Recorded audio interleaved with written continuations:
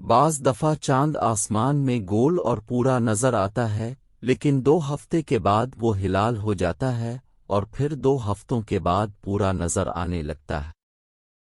پیارے بچوں، چاند سورج کے خاندان سے ہے، اس لیے سب سے پہلے ہمیں یہ دیکھنا ہے کہ سورج کا یہ خاندان کہاں سے آیا۔ سائنسدانوں کا کہنا ہے کہ سورج پہلے ایک بہت بڑے ڈھیلے کی طرح تھا اور مٹی اور گیسوں کے گھنے بادلوں میں چھپا ہوا تھا۔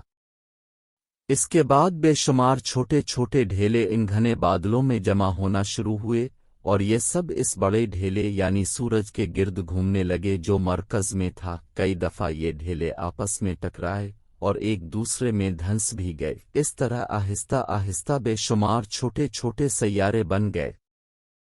ان چھوٹے سیاروں میں سے کچھ دوسرے سیاروں سے مل کر بہت بڑے ہو گئے اور یہ سورج کے سیارے کہلائے۔ چھوٹے سیاروں میں سے چند سیاروں کی حرکات مختلف قسم کی تھیں۔ ان میں سے ایک سیارہ زمین کے قریب آ گیا اور زمین کی کشش نے اسے اپنے قابو میں کر لیا۔ اسی سیارے کو ہم چاند کہتے ہیں۔ یہ زمین کے گرد گھومتا ہے اور زمین اسے اپنے ساتھ لے کر سورج کے گرد گھومتی ہے۔ دوسرے بہت سے چھوٹے سیاروں کو بھی بڑے سیاروں نے قابو میں کر لیا اور وہ بھی ان چاند بن گئے۔ مثلاً مریخ کے 2 چاند ہیں اور مشتری کے 12۔ چاند ہمیشہ گول کیوں نہیں دکھائی دیتا؟ بعض دفعہ چاند آسمان میں گول اور پورا نظر آتا ہے، لیکن 2 ہفتے کے بعد وہ ہلال ہو جاتا ہے اور پھر 2 ہفتوں کے بعد پورا نظر آنے لگتا ہے۔ اس درمیانی عرصے میں بھی اس کی شکل ہر رات بدلتی رہتی ہے۔ لیمپ، سٹول اور کسی دوست کی مدد سے اب بھی تجربہ کر کے معلوم کر سکتے ہیں کہ ایسا کیوں ہوتا ہے۔ پہلے 2 باتیں سمجھ لیجئے۔ اول یہ کہ چاند زمین کے گرد گھومتا ہے، دوسرے یہ کہ چاند اپنی روشنی سے نہیں چمکتا بلکہ سورج کی روشنی اس پر پڑتی ہے تو وہ چمکنے لگتا ہے۔ لیمپ کو اب سورج سمجھ لیں، اب خود زمین بن جائیں، اور آپ کا دوست چاند اپنے پیچھے لیمپ رکھ لیں اور منہ دوست کی طرف کر کے سٹول پر بیٹھ جائیں۔ آپ کا دوست آپ کے سامنے کھڑا ہوا ہے اور لیمپ کی طرف دیکھ رہا ہے، اس کا پورا چہرہ روشن ہوگا۔ اب آپ اپنے دوست سے کہیں کہ وہ اپنے دائیں ہاتھ کی طرف دائرے کی صورت میں آہستہ آہستہ چلے، اس کا چہرہ آپ ہی کی طرف رہنا چاہیے۔ اب بھی ساتھ ساتھ مڑتے جائیے تاکہ آپ اسے دیکھ سکیں۔ جب وہ دائرے کے 1/4 حصے میں پہنچے لگا تو اس کے دائیں رخسار پر لیمپ کی روشنی پڑے گی اور بایاں رخسار سائے میں ہوگا۔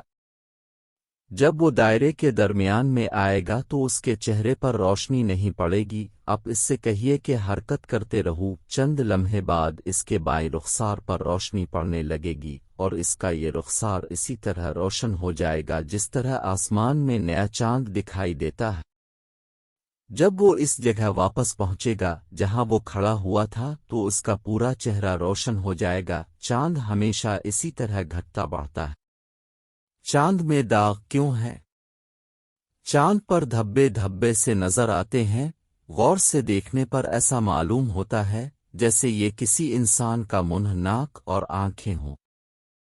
پرانے زمانے کے سائنسدانوں کا خیال تھا کہ یہ دھبے سمندر ہیں، لیکن اب سائنسدان کہتے ہیں کہ یہ کالے دھبے اصل میں لمبے چوڑے میدان ہیں۔ سب سے وسیع میدان 600 میل رقبے میں پھیلا ہوا ہے۔ چاند کا حالہ کیا ہے؟ بعض وقت چاند کے گرد روشنی کا ایک بڑا سا حلقہ دیکھنے میں آتا ہے۔ جب یہ چیز دکھائی دے تو آپ سمجھ لیں کہ ایک ہلکا سا بادل جو چھوٹے چھوٹے صاف شفاف برف کے ریزوں سے بنتا ہے ہوا میں تیر رہا ہے۔ جب چاند کی کچھ شعائیں برف کے ان شفاف ریزوں کے درمیان میں سے گزر کر سیدھی آپ کی آنکھوں تک پہنچتی ہیں تو آپ کو چاند دکھائی دیتا ہے، لیکن جب دوسری شعائیں ان ریزوں سے ٹکراتی ہیں تو سیدھی جانے کے بجائے خم کھا جاتی ہیں، اور جب آپ کی آنکھوں تک پہنچتی ہیں تو ایسا معلوم ہوتا ہے جیسے کسی ایسے حلقے سے نکل رہی ہیں جو چاند سے بہت بڑا ہے۔ اسی حلقے کو حالہ کہتے ہیں۔ ایسا ایک حلقہ بعض وقت سورج کے گرد بھی نظر آتا ہے اور اس کی بھی یہی وجہ ہوتی ہے۔